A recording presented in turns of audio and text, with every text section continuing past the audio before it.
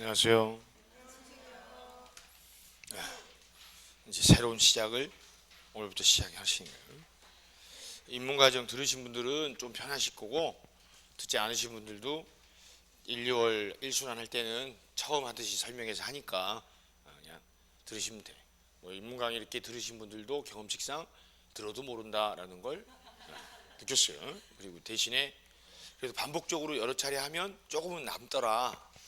그러니까 처음 하시는 분들은 못 알아듣더라도 그냥 시간이 해결해요. 그런다고 가만히 있다고 해서 시간이 해결하는 게 아니라 노력을 하셔야 돼.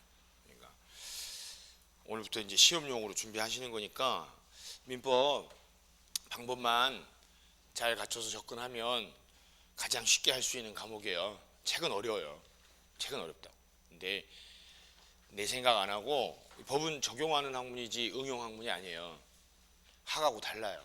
그러니까 본인 입장에서 어떤 생각하려고 하지 말고 수학 공식처럼 공식화된 대로 이렇게 문제 나오면 이렇게 적용해서 답을 해야 되겠구나, 이 방식으로만 하시면 돼. 그리고 책은 절대 무분별하게 읽지 마시고, 오늘 첫 시간이니까 청소를 하긴 하는데 그 청소할 분들은 책은 보실 필요 없어요. 책 보다 기절해요. 이거 시험에 나오는 것들 아니야. 그러니까 모든 책들이 형식을 갖추기 위해서 써져 있는 내용들이니까 신경 쓰지 말고, 총설은 제가 시험에 필요한 것만 골라서 최대한 짧게 할 거예요. 그래서 이제 프린트, 오늘이 첫날이라 총설 부분 때문에 좀 페이지가 많지 보통 2장 넘지 않을 거예요. 1장에서 2장 정도 나갈 거고, 여기 키워드 중심으로 정리해 놨거든요. 그러니까 지금 이 PPT에 띄워놓은 거 그대로 드린 거야. 그러니까 따로 필기하실 필요 없고 동그라미 칠하는 데다가 동그라미 치면 돼. 그러니까 이 책에는 써져 있을 수 없는 내용들을 이렇게 정리해서 놔둔 거니까, 일단 법률 용어는 있는 그대로 읽으시면 된다 그랬어요. 그래서 있는 그대로 읽으면 되는데 그대로 읽어서 안 되는 것들 오늘 몇 개 나와요. 오늘 다 나와 거의. 오늘 나오는 법률 용어들 중에 이것만큼은 그대로 읽지 말고 이렇게 바꿔 읽으라고 다 써줬으니까 보시고, 이제 공부하는 방법에 대해서는 제가 여기서 오리엔테이션 해봐야 기억 안 나요. 수업 중에 계속 이런 식으로 하시라고 일러드릴 거니까 계속 들어서 체화시키시면 된다고. 바로 시작하시게. 서술 길게 하는 거 우리 싫어해. 자, 저희가 민법을 배우는 이유가 권리변동 때문에 하는 거예요. 권리변동. 권리변동이란 단어 나오면 그대로 읽으시면 돼. 권리가 변하는 거예요. 권리변동.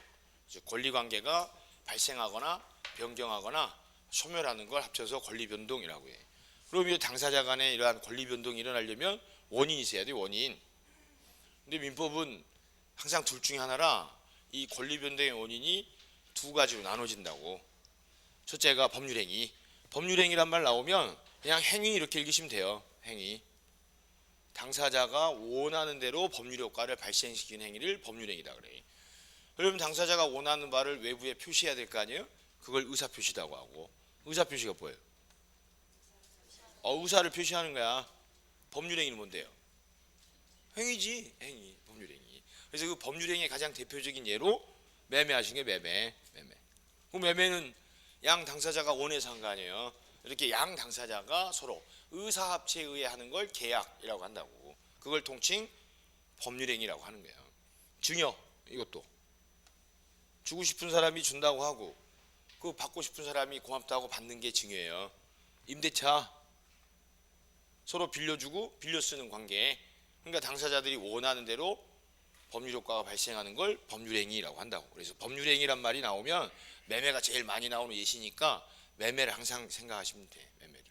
이게 하나고, 또 하나는 당사자 의사와 상관없이 법에 정해진 대로 변동하는 경우가 있다고. 이걸 법률 규정이라고 그래요. 그럼 항상 민법은 둘 중에 하나이기 때문에 권리변동 원인에는 법률 행위인 경우랑 법률 행위가 아닌 경우 이렇게 둘로 나뉘어요. 그러니까 법률 행위냐 아니냐 이렇게 하시면 돼. 그래서 법률 행위가 아닌 것들을 다 통칭 법률 규정이라고 한다고. 법에서 정한 대로 하는 거예요. 그러니까 여기서는 의사표시라는 게 나올 수도 없고 당사자 의사와는 관계없이 법률 규정에 따라 효과가 발생한다고. 그 가장 대표적인 예가 상속이야. 상속은 아시잖아요. 아버지 돌아가시면 자식들한테 재산 이전하죠. 그것도 일종의 권리 변동이에요. 그런데 상속은 당사자 의사와 상관없이 법률 규정에 의해서 권리가 이전하는 현상이라고. 제가 한번 비교해서 보면 수용. 자, 국가에서 1개인의 토지가 필요하면 원칙상 매매를 해야 돼요. 국가에서도 개인 토지가 필요하면 매매를 해야 된다고. 근데 국가에서 제시한 가격이 마음에 안 들면 안 팔아도 돼요.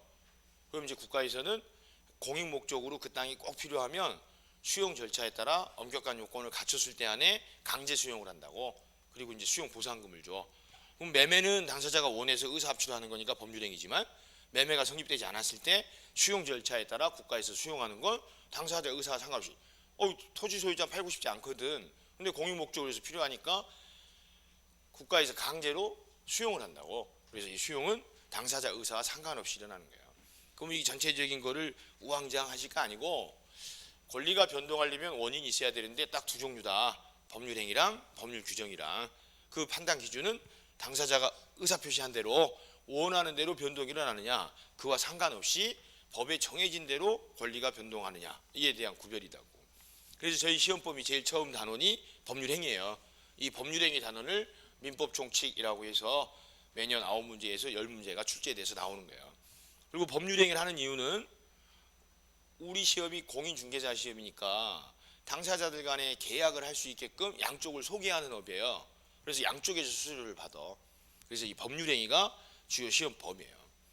이제 이것들을 달리 표현해서 나올 때에는 법률행위를 합의니, 계약이니, 약정 이런 표현들로 변형돼서 나오고, 그럼 어떤 표현이 나오든 이게 당사자 의사에 따른 경우구나 라는 게 들어있어요.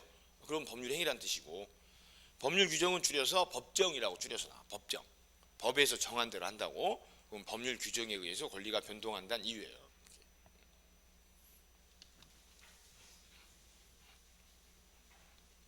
그 다음에 우리가 배운 이 권리가 딱 두 종류요.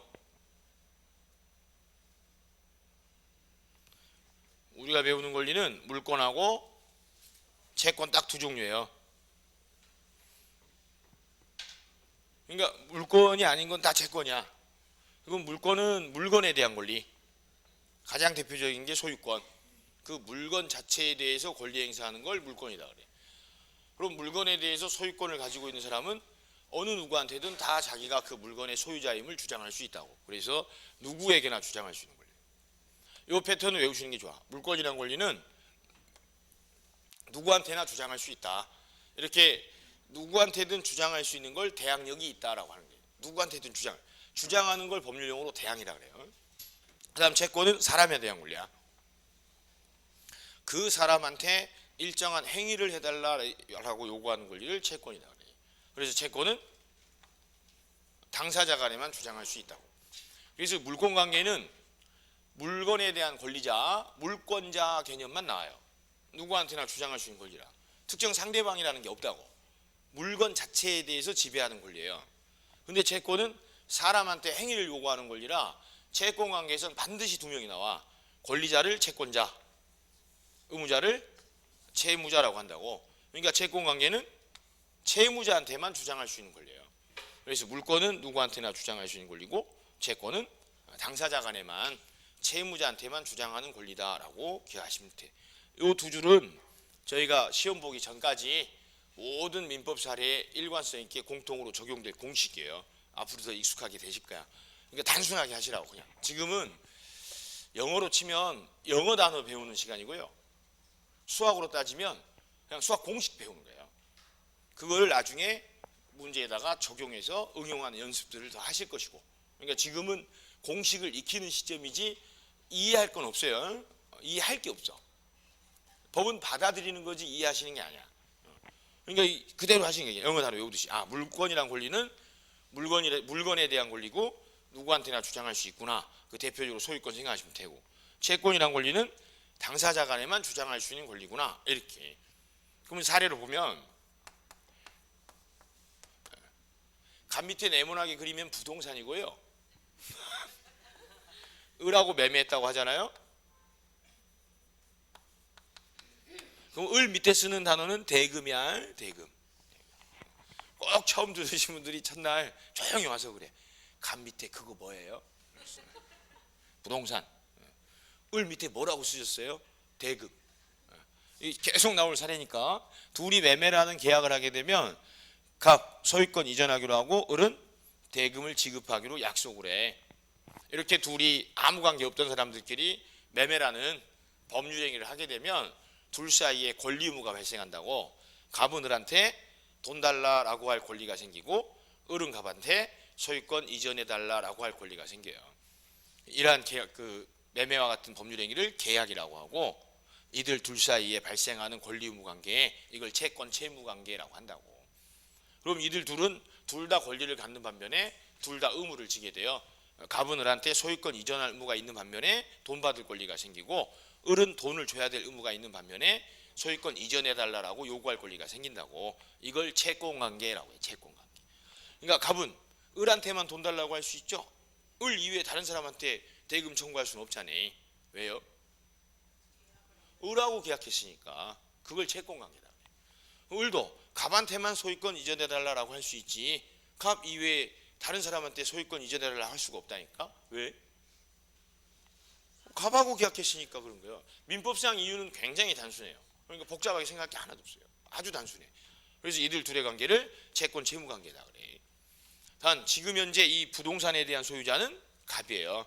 그럼 소유권이 이전하려면 이 매매와 같은 법률 행위를 하는 걸만 안 되고, 둘은 약속만 한 상태야.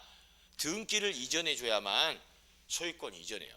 그래서 우리가 법률 행위를 배우는 첫째 목적이 법률 행위가 원인이 됐을 때 부동산에 대한 이 물건, 부동산 물건이 언제 이전하느냐, 언제 변동하느냐, 그 점이 가장 주요 쟁점이에요.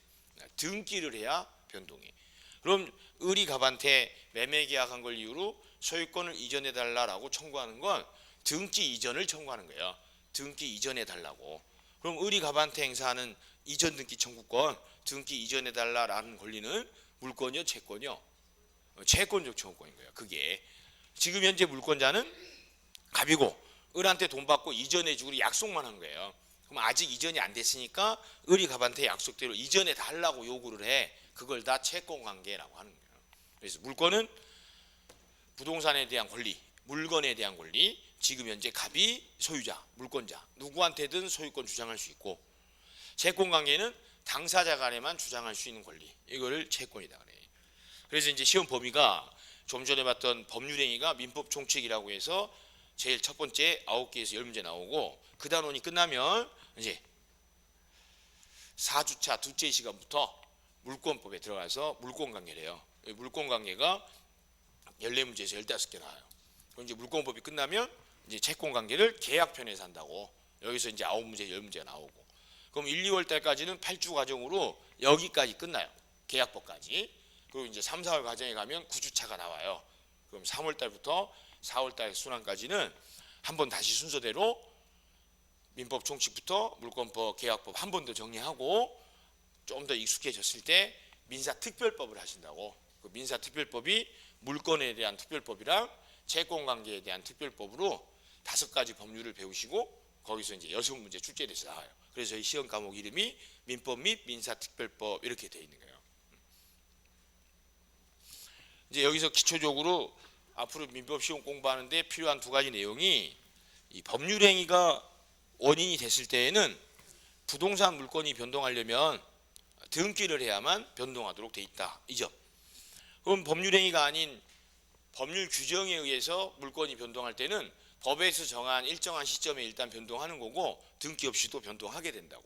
그래서 법률 행위냐 법률 행위가 아니냐에 따라 부동산 물건이 변동하는 시점의 차이가 있다고. 법률 행위는 반드시 등기한 때 물건이 변동하고, 법률 행위 아닌 경우들 좀 전에 봤던 상속 있죠. 상속은 상속 등기한 때 상속인이 소유자가 되는 게 아니고 사망한 즉시 소유권이 이전해요. 그 점이 법률 행위가 원인이냐 아니냐에 따라 큰 차이를 보이는 거예요. 이건 이제 뒤에 물권편에서 매년 시험에 나오는 중요한 주제들이라 저희가 입문과정 때는 한 번에 다 했어요. 전체적인 걸 다 할 게 아니기 때문에 나오는 쟁점들을 한 번에 같이 해본 거고 공부하는 방향을 설정한 거예요. 이제 1월달 시험 공부하실 때에는 철저하게 순서대로 해요. 뒤에 계약법에서 나오는 것들은 계약법으로 미룬다고. 물권법에서 나오는 건 물권법에서 자세히 해. 입문과정처럼 그렇게 안 한다고. 그러니까 지금은 법률 행위가 원인이 됐을 때에는 부동산 물건은 등기한 때 변동한다 그랬지. 이렇게. 그다음 매매 계약을 했대. 그럼 매매 계약을 하게 되면 둘 다 의무를 지게 되는 거예요. 둘 다 권리를 갖게 돼. 그걸 쌍무계약이라고 하는 거고, 쌍방간의 의무를 진다고. 그래서 채무자 개념을 정리할 때 그 기본 전제가 매매계약에서 소유권 이전 관계에서는 채무를 지는 사람은 매도인인 거예요. 소유권 이전하기로 약속했으니까.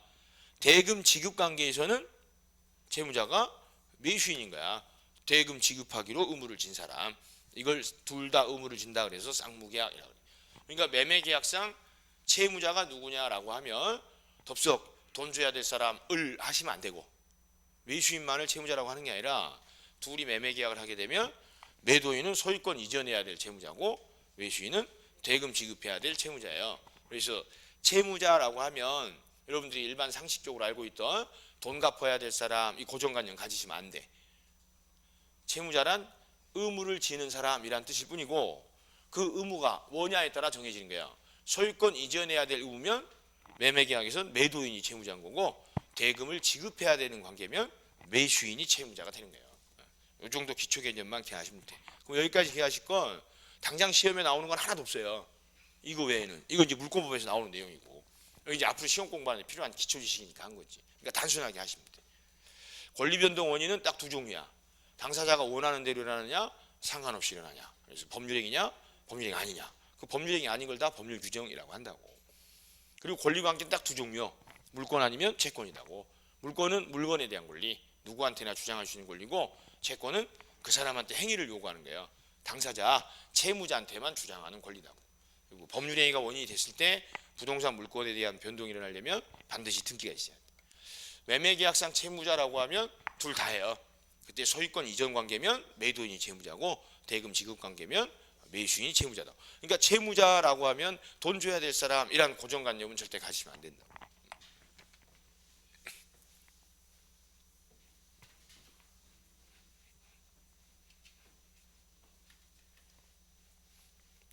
이게 총설할 때 길어지는 경향이 있거든. 그래서 아주 혀를 깨물고 왔어요. 어차피 자연스럽게 알게 될 걸 처음부터 힘 빼지 말자라고. 대부분 민법 강의들이 총설하다가 하루를 다 보내가지고 학생들한테 시험에도 안 나올 걸로 잔뜩 겁을 주는 수업들이 많다고. 그럴 필요 없다는 게? 날 믿어봐. 자, 세 번째가 법률행위 종류가 나오는데, 이 법률행위는 반드시 의사표시가 있어야 돼요. 당사자가 의사를 표시한 대로 행위가 성립되고 그에 따라 효력이 발생하는 게 법률행위니까. 그래서 이 법률행위가 크게 의사표시 수에 따라 단독행위와 계약으로 구분돼요. 써놨어요. 단독이 뭔 뜻이요? 한계란 뜻이야. 여기 써놨잖아. 한 개 의사표시만으로 성립하는 법률행위를 단독행위. 계약은 두 개 의사표시가 결합, 합치돼야 성립하는 걸 계약이라고 한다고. 그러니까 법률행위를 의사표시의 수에 따라 단독행위와 계약으로 구별돼요. 제목만 딱 보고 중개대상은 어느 거예요? 계약이 중개대상이야. 양쪽이 모두 얻는 게 있어야 중개가 가능해요. 그래서 계약이 주된 시험 범위고, 근데 계약을 하다 보면 계약상 어떤 문제가 있어가지고 그 계약을 취소한다거나 해제한다거나 해지한다거나 추인하는 일들이 생길 수 있어요. 그것을 단독행위라고 해. 그래서 계약이 주요 시험 범위고, 계약을 체결하는 과정에서 생기는 문제들을 해결하기 위해 일부 단독행위의 성질을 띠는 것들이 인정이 되는 거예요. 그래서 일단 단독행위는 한 개 의사표시만으로 일방적으로 하는 거고, 계약은 두 개 의사표시가 서로 합의하에 하는 걸 계약이라고 한다고. 그래서 단독행위는 한다 이렇게 읽으면 돼요. 한다. 뭐뭐 한다라고 해서 성립되는 걸 단독행위라고 해요. 이제 단독행위가 이렇게 둘로 나뉘는데, 상대방 있는 단독행위가 있고 상대방 없는 단독행위가 있는데, 여기서 상대방이 있다 없다의 개념은 실제로 상대방이 실존하느냐의 구별이 아니고, 그 의사표시가 상대방한테 도달해야만 효력이 생기는 경우냐, 도달하지 않더라도 효력이 생기느냐의 구별이에요. 그래서 상대방한테 도달해야 효력이 생기는 걸 상대방 있는 단독행위, 상대방에게 도달하지 않더라도 효력이 생기는 걸 상대방 없는 단독행위라고 한다고. 그럼 단독행위 이 두 종류 중에는 어디가 주요 시험 범위겠어요? 있느냐? 우리는 중개가 항상 목적이니까 이 계약이 주요 시험법이거든. 그럼 계약은 서로 상대방이 있잖아요. 그리고 이렇게 계약하던 과정에 문제가 생기는 걸 처리하려고 인정되는 게 단독행위거든. 그러니까 상대방 있는 단독행위가 주요 시험법이에요. 상대방 없는 단독행위는 직접적인 시험법이 아니요. 그럼 상대방 있는 단독행위는 도달해야 효력이 생겨. 그 예로 나오는 게 네 가지 더 있지만 얘들이 가장 많이 언급될 거거든. 자, 취소는 취소 사유가 있는 자가 취소한다라고 하면 상대방 의사와 상관없이 취소가 되는 거예요. 해제도 해제권이 있는 자가 해제한다라고 하면 일방적으로 해제가 돼. 해지한다라고 하면 해지가 되는 거라고. 추인 효력이 불안정한 법률행위를 추후의 효력을 인정하는 걸 추인이다 그래. 그래서 추후의 효력을 인정한다라고 하면 효력이 생길 수 있는 거예요. 이것들을 단독행위, 상대방이 있는 단독행위다 그래. 그럼 이제 취소제도 오늘 좀 배우실 텐데, 취소는 취소 사유가 있는 자가 그 성립된 법률행위를 취소를 하게 되면 처음부터 효력이 없었던 게 돼요. 그럼 취소를 하려면 상대방에 대해서 나는 당신이랑 했던 법률행위를 취소하겠다라고 상대방한테 그 의사표시가 도달해야 취소 효력이 생기지. 집에서 거울 보고 연습해. 상대방 기분 안 나쁘게 하려고 취소? 아니야. 너무 귀여워. 취소! 이렇게 할까?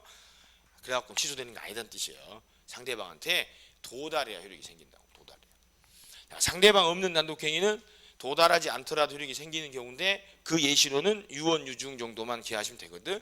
책에는 이거 말고도 두 개 더 써 있는데 시험에 언급되는 거 아니에요. 같은 말이에요. 유언. 내가 죽거든 이렇게 해라 라는 게 유언이고, 유증은 유언으로 증여하는 걸 유증이다 그래. 내가 죽으면 개나리 아파트 가백에 증여해라. 이걸 유증이라고 해요. 그럼 유언은 사망한 이후에 알려져야지. 유언이 효력이 있기 위해서 그 유언에 의해 증여받은 사람한테 유언의 내용이 도달해야 효력이 발생한다라고 해버리면 유언 잘못했다가 명이 단축되는 일이 발생하는 거예요. 얼어서 아주 유머도 통하지 않는구먼. 잔뜩 긴장했어요 지금. 총설은 그렇다니까. 최대한 빨리 끝낼 거야 총설.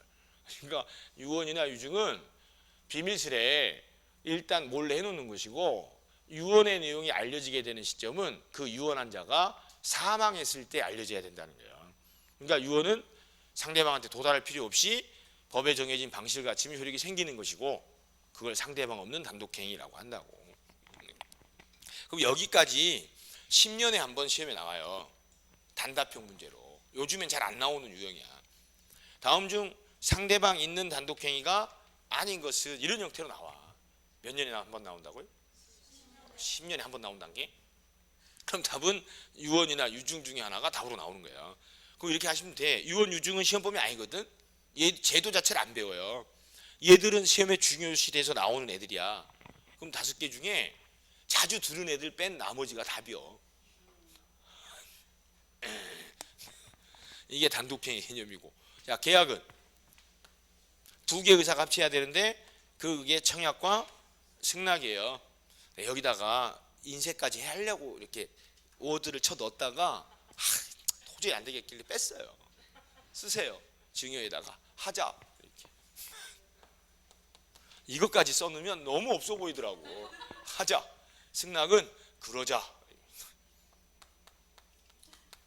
이걸 계약이다. 하자. 청약. 그러자. 승낙. 또 뭐라고 썼는지 또 몰라서 그러는겨? 하자. 그러자. 이걸 계약이다 그래. 단독행위는 뭐라 그래?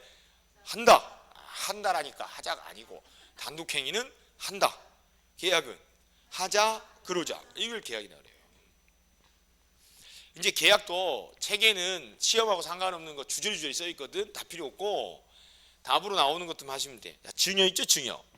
이걸 오해하시는 분들이 있어. 증여. 자, 증여가 단독행위냐 계약이냐, 이것도 10년에 한 번 나와요. 그럼 혼자 착각하시는 분도 있다니까. 공짜라면 양재물 빼고는 다 받을 자세가 돼 있어. 그래서 준다고만 하면 당연히 받지라고 속단하시는 분들이 증여도 단독행위로 착각하는 거야. 증여는 계약이에요. 그러니까 야, 이거 너 가져라고 한다고 성립하는 게 아니라 고맙다라고 의사합치가 돼야 성립하는 거야. 만약에 증여가 단독행위잖아요. 그럼 우리는 쓰레기 처리를 공짜로 할 수 있어요. 쇼파나 농 새로 바꿀 때 아파트 밖에 내놔야죠. 그렇다고 그들이 치워주는 게 아니지. 뭐 돈 주고 뼈딱지 사다가 폐기물 처리장 붙여놔야 처리해 주잖아요. 근데 증여가 단독행위면 그럴 필요가 없어요. 그냥 관리사무소 문 열고 증여 하고 닫아버려. 아니면 동사무소 가서 문 열고 야 농 증여야 하고 문 닫아버리면 돼. 그럼 증여가 단독행위면 그들 소유가 된 거야. 그럼 그들이 알아서 치워야 돼. 증여도 계약이에요. 아버지가 아들 보고 아파트 10개 있어. 아버지가 야 개나리 아파트 101호 너 줄게. 그럼 무조건 받아야 되는 게 아니다고. 됐어요. 그거 제일 싼 거 아니요. 훅 불면 쓰러지게 생겼던데. 임대차도 안 되게 생겼고 더 좋은 걸로 주시라고. 그래서 거절할 수 있는 거라고. 그러니까 증여는 계약이에요. 계약. 그러니까 이렇게 순간 개인의 감정이 들어가서 자신의 생각에 의해 착각할 소지가 있다 싶으면 외압을 돼요. 증여는 뭐요? 계약이야. 계약. 그 다음에 합의해지 나오죠. 써 있어. 뭐라고 써 있어요? 합의로 해지하는 거예요. 그러니까 해지하는 방식이 두 가지야. 여기 해제권이 있는 자가 일방적으로 하는 거 해제. 이건 해제한다. 단독행위. 합의해제는 합의로 해제하는 거예요. 매도인이 매수인한테 내가 괜히 팔았나 봐. 그냥 계약 없던 걸로 하면 안 될까? 그런다고. 그게 하자야. 해제하자. 그랬더니 매수인이 됐거든. 팔 때는 언제고. 못해. 그럼 해제 안 돼요. 근데 매수인도 안 그래도 부동산 정책 바뀌어가지고 대출이 막혀서 잔금 마련할 길이 깝깝했는데 잘 됐다 야. 그러자. 이렇게 해서 둘이 하자. 그러자 해서 성립하는 걸 합의해제라고 한다. 해제는 해제한다. 합의해제는 해제하자 그러자라고 해서 합의로 하는 거예요. 합의해지도 합의로 해제하는 거예요. 그럼 여기까지 10년에 한 번 나와. 이때는 이렇게 나와. 이제 다음 중 단독행위가 아닌 것은 이렇게 나와요. 시험. 그럼 단독행위가 아닌 것은 그러면 증여 아니면 합의해제 중에 하나가 답으로 나오게 돼 있어요. 그럼 왜 합의해제나 합의해지가 답으로 나오냐면 이 해제랑 합의해지랑 구별하라는 거야. 근데 우리는 눈만 뜨면 구별하죠. 써 있잖아. 뭐라고? 합의라고. 합의가 무슨 뜻이요? 또 서로 합의하는 거야? 계약이란 뜻이라고. 그럼 어디 상식 테스트 좀 쓰면 못 읽을 텐데. 자, 합의, 약정, 계약, 특약. 자, 다른 점이 뭐예요? 합의하고 약정하고 다른 점이 뭐야? 그럼 약정하고 특약은 다른 점이 뭐예요? 이건 약정한 거고 이건 특별히 약정한 거고 다 같은 말이라고. 이게 다 계약이라는 뜻이라니까. 그러니까 계약이라는 용어가 무슨 대단한 뜻이 아니라 가장 일상 용어로 하면 약속한 거지. 서로 약속한 거. 그거 약속했으면 어떻게 해야 돼요? 지켜야지. 그걸 법률 용어로 계약이라고 해놓은 거라니까. 엄마들이 주로 계약을 안 지켜. 약속해놓고 안 지키잖아요. 그래서 맨날 딸내미랑 싸우는 거 아니에요. 그게 계약이라니까. 그래서 단독행위랑 계약의 구별은 의사표시의 수에 따른 구별이에요. 하나의 의사표시만 성립하는 걸 단독행위, 두 개가 합치돼야 성립하는 걸 계약. 그리고 단독행위에는 두 종류가 있어. 상대방이 있는 거랑 상대방 없는 거랑. 그래서 상대방 있는 단독행위가 주요 시험법이고 상대방 없는 단독행위는 이거 비교 대상으로 나오는 거예요. 그리고 이제 계약이 주요 중개 대상이고. 그럼 계약인지 아닌지는 단어에 써 있으니까 단어 보고 뭔가 당사자들 간에 하자 그러자 해야 성립하는 경우인지 한다라고만 해도 성립하는 경우인지 그 단어 보고 구분하시면 돼요. 얘들은 앞으로 요거 유언유증 빼고는 자주 언급돼서 계약법까지 언급될 내용들이라 일순환 정도만 지나면 자연스럽게 익숙해질 것들이에요.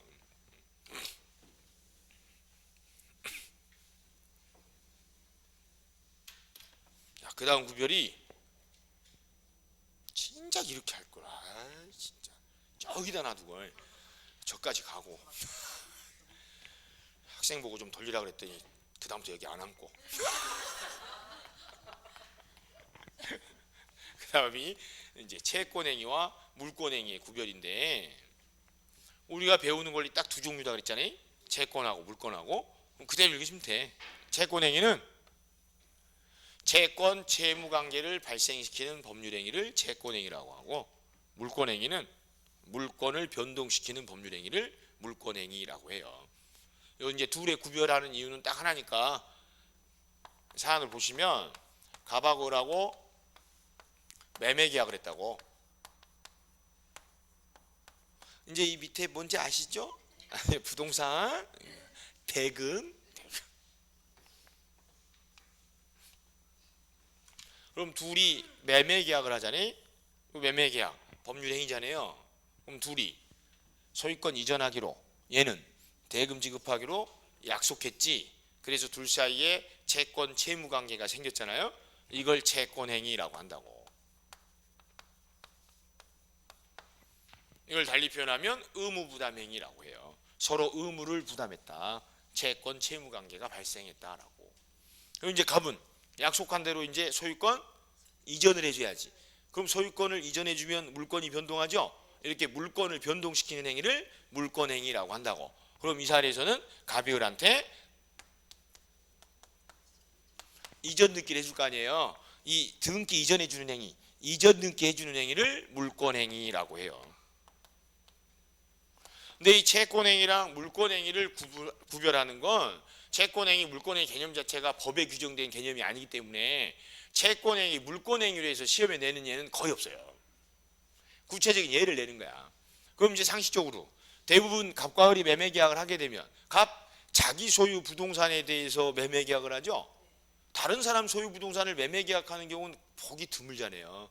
근데 간혹 자기 소유가 아닌데 딸이 엄마 명의로 되어 있는 재산을 딸이 관리를 하다가 딸이 엄마 거를 매매할 때가 있어요. 아들놈이 아버지 거 관리하다가 아버지 소유 명의 부동산을 매매 계약을 하는 경우가 있다고.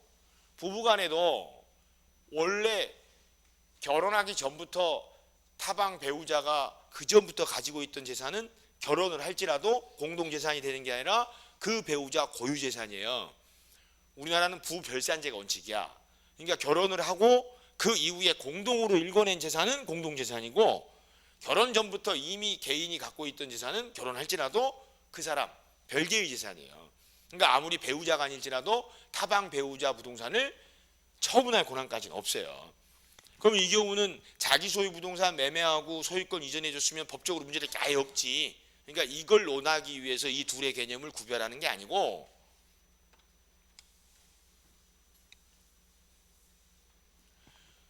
둘이 매매 계약할 당시에 이 매매 목적 부동산이 매도인 갑소유가 아니었으면 어떻게 할 거냐는 거야. 이게 A 소유래. 그러니까 엄마 소유 토지를 딸내미가 계약을 한 거예요. 그러면 이 계약이 효력이 있냐 없냐가 문제될 거 아니냐고. 그걸 법에다가 규정을 둔 거예요. 이걸 타인 권리 매매라고 해.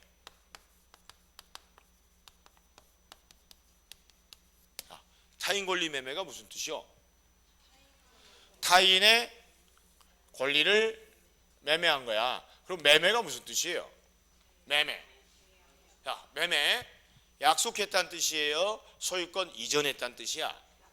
약속했다는 뜻이야. 그러니까 타인 권리 매매란 타인 권리를 매매하기로 약속을 한 거야. 약속할 수 있어 없어요? 약속할 수 있다는 거예요. 그래서 타인 권리일지라도 매매 계약은 유효하다는 거야.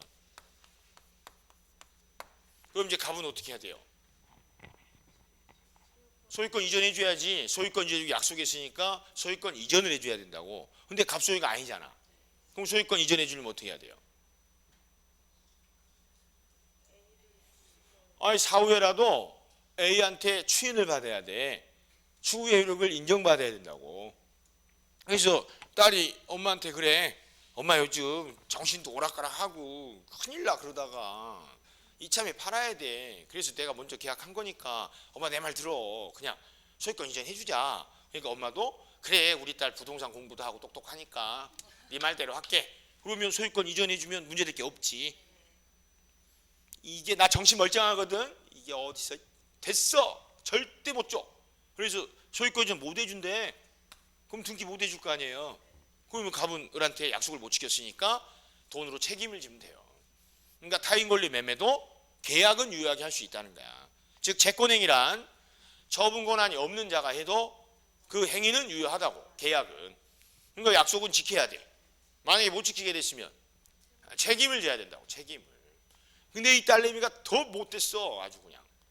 엄마가 절대 추인 못하겠다고 하니까 아버지 제사 때 엄마 집 가가지고 등기소를 다 훔쳐오고 일부는 위조하고 그래서 아예 그냥 엄마 몰래 등기 이전을 해줘 버렸다고. 서류 위조해서 등기 이전을 해줘. 그럼 소유자도 아닌 사람이 소유권 이전 등기 해줬잖아요. 이거를 무권리자의 처분행위라고 해. 이건 무효요. 그러니까 서류 위조해가지고 등기 이전한 행위는 싹 다 무효. 원인이 없으니까. 처분 권한이 있는 자가 한 게 아니잖아. 그래서 이런 경우를 처분 권한 없는 자가 한 처분행위, 물권행위 이거는 무효다고. 그래서 이 둘의 구별이 채권행위는 의무를 부담하기만 한 거니까 처분 권한이 없더라도 유효하게 할 수 있다고. 그 예가 타인 권리 매매는 유효하다는 거예요. 근데 물권행위, 처분한 행위를 하면 처분 권한이 있어야지 처분 권한 없는 자가 한 건 이건 무효야. 이걸 표현할 때 무권리자의 처분행위는 무효다라고 한다고. 그럼 무권리자가 처분한 행위가 유효가 되려면 진정한 권리자가 효력을 인정해 줘야 돼요. 이놈의 딸내미가 안 된다 그러니까 등기소를 훔쳐내고 일부 위조해가지고 등기해줘 버렸다. 근데 어떻게 그 효력 인정 안 해주면 딸내미 쇠고랑차게 생겼는데 그러니까 엄마가 에라이 XX야 하면서 그냥 효력을 인정해줘. 그럼 무권리자가 처분한 행위를 나중에 진정한 권리자가 추인 효력을 인정해주면 처음부터 효력이 있었던 게 돼요. 그건 법의 규정이 없어요. 그건 어차피 권리자가 자유롭게 선택할 문제이기 때문에 법의 규정도 없어. 당연한 거라. 그걸 무권리자의 처분 행위를 추인하면 효력이 생긴다라고 표현하는 거예요. 그럼 이 둘 중 타인 권리 매매가 유효하냐랑 무권리자의 처분 행위가 무효다랑 둘 중에 시험에 나오면 어느 게 나올 것 같아요? 네? 타인 권리 매매만 시험에 나와요. 무권리자의 처분 행위가 유효냐 무효냐 안 나와. 삼척동자도 알아. 그럼 왜 이걸 시험에 내냐면 시험이니까 우리 시험 생각하지. 시험에 내는 목적이 정해졌어요. 타인 권리 매매가 유효냐 무효냐 이렇게 나와. 시험은 딱 한 줄. 여기 딱 한 줄 나와. 이건 여기 이제 하실 거 없어. 할 거 없어. 요거만 하면 돼. 요거만. 아 타인 권리 매매도 유효지. 왜 이걸 묻냐면 공부를 제대로 한 사람은 타인 권리 매매를 딱 봤을 때 매매 약속한 거지. 일단 약속은 할 수 있지. 자기 소유가 아니어도 약속은 할 수 있어. 취득해서 이전해 주면 되니까. 못 해주면 약속 못 지킨 거에 대한 책임지면 돼. 공부 잘한 사람. 타인 권리 매매 보자마자 남의 걸 팔아먹어? 안 되지 하고 밑에 걸로 답하는 사람이 있는 거예요. 그래서 시험에 내는 거야.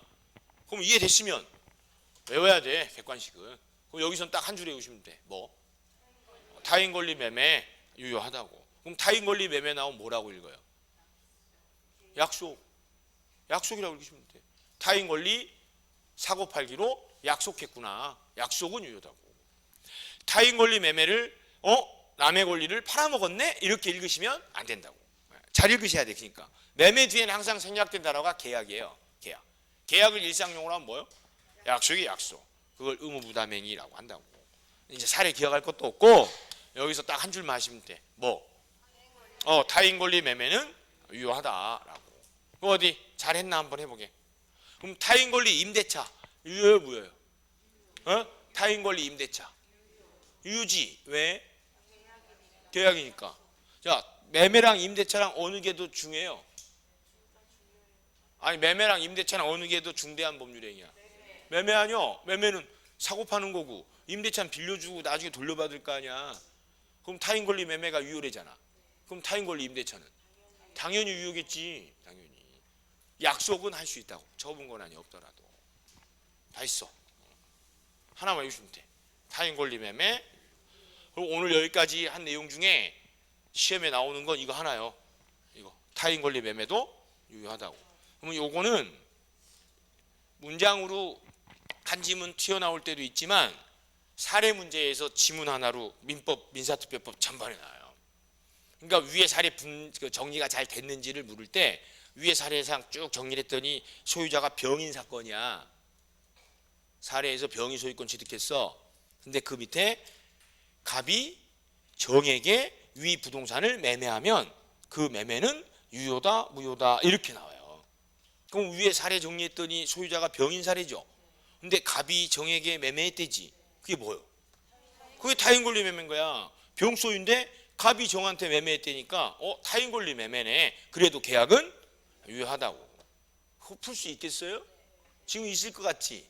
안 그래. 소유자가 병인데 갑이 정한테 왜 팔아? 무효 아니야? 이래 버린다고. 그러니까 외워야 돼 민법을. 타인 권리 매매도 계약은 유효하다고. 단 타인 권리를 허락도 없이 이전해 준 거 그건 무효인 거예요. 그건 무효. 근데 그건 누구나 알 수 있는 내용 아니에요. 남의 거를 지가 어떻게 이전해 줘? 그건 안 되지. 그건 시험에서 안 물어봐. 안 물어본다고. 됐어. 자, 불효식행위와 요식행위. 자, 불효식행위는 불효식 방식을 요하지 않는다는 뜻이고, 요식행위는 일정한 방식을 요한다는 뜻인데 우리 시험은 전부 다 불효식행위예요. 요식행위는 없어요.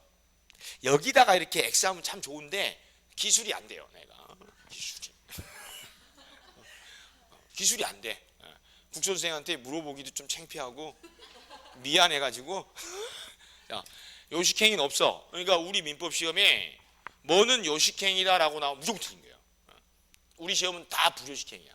그러니까 방식을 요하지 않기 때문에 이 의사를 표시하는 방식도 제한이 없어.